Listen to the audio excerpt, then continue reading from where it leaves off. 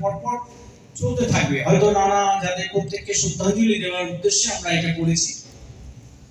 এছাড়া আমরা এবছর একটা নতুন করে ম্যাসকট করেছি। এছাড়া একটা ম্যাসকট করেছি। ম্যাসকটটার নামটা শুনলে একটু অদ্ভুত মনে হতে পারে। ম্যাসকটটা হচ্ছে গোপাল ভাঁড়। রাজা কৃষ্ণচন্দ্র সভায়, নদিয়ার রাজা কৃষ্ণচন্দ্র, তার সভায় উনি ছিলেন মধ্যমণি, নবরত্নর মধ্যমণি ছিলেন উনি। অনেকে গোপাল ভাঁড় বলে ভাবে একটা ভাঁড় লোককে কেন আবার করা হলো, কিন্তু মোটেই নয়। উনি যে কোনো কঠিন কাজকে খুব সুষ্ঠুভাবে হাস্যরসের মাধ্যমে তাকে বার করে নিয়ে আসছেন যে কোনো কাজকে।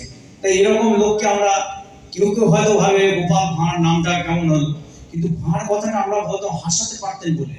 আসল কথা উনি কিছু ছিলেন ভীষণ বুদ্ধিমান একজন ব্যক্তি, ভীষণই বুদ্ধিমান ব্যক্তি। তো ওনার উদ্দেশ্যে আমরা এবছর আমরা যে ম্যাসকট করেছি সেই ম্যাসকটটাও আমরা গোপাল ভাঁড়ের নামে করেছি।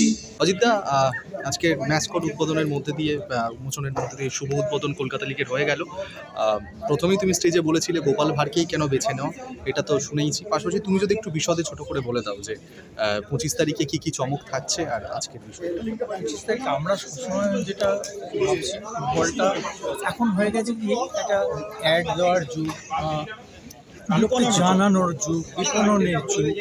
সেই সব চিন্তা করে আমরাও এই প্যাকেজগুলো লাগাচ্ছি। আজকে একটা যেমন হলো, এরপরে আবার যেদিন খেলা হবে সেদিন 25 তারিখে খেলা আছে, তাতে আমরা কিছু 1 ঘন্টা খানেকের একটা অনুষ্ঠান রেখেছি। কিছু সাজানো গোজানো সেগুলো করেছি। এছাড়াও আমার খেলা তো 7টা-15তে লাগে, রাত্রিবেলা খেলা করছি।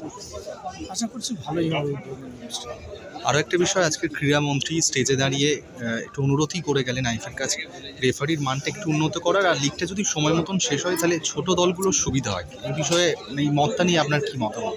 ক্রীড়ামন্ত্রী এই নিয়ে না বলাটা ঠিক আমার এরকমভাবে উচিত না। তার কারণ হচ্ছে আমি ওনাকে সমালোচনা বা কোনো দিকে যাচ্ছি না, কারণ আমার মনে হয় রেফারিরাও মানুষ।